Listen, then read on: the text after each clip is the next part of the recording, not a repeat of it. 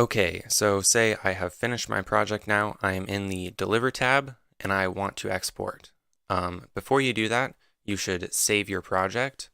You should also save your project very often because the program does sometimes crash like any other program. To save, the easiest way would be to just click Control S and it'll ask you to title your project. So I will just title mine project. Now it is saved as a project, which is not the same as saving it as a video. To export and save it as a video, you need to go over here in the Deliver tab. Right here, you can name your file to whatever you'd like it to be, and then click here on the Browse button to choose where you want it to save. I'm just going to save it to this folder called YouTube, and then we're going to scroll down here.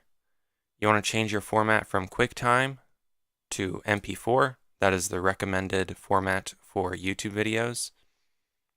And then I'm going to leave mine at 1080p, but if you're working with 4K footage or something else, you can change it to that. I'm also going to leave my frame rate at what it is.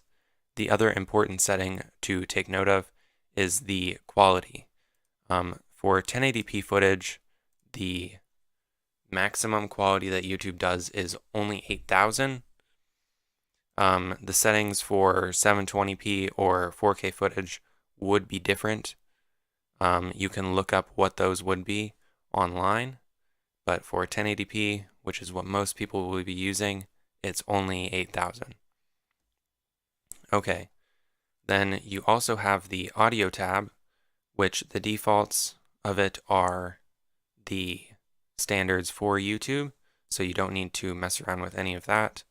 And then the file tab is just for other file options, which are mostly unimportant to us.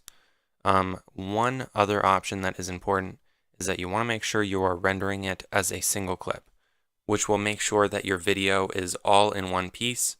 If you click individual clips, it will export each of the segments of your video. So you want to set that to single clip.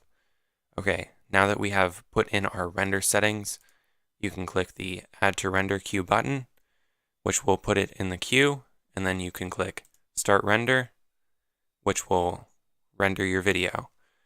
Depending on the length and resolution and quality and complexity and a whole other sort of things, this could take a few minutes or it could take hours sometimes if you're doing like a complex 4K video.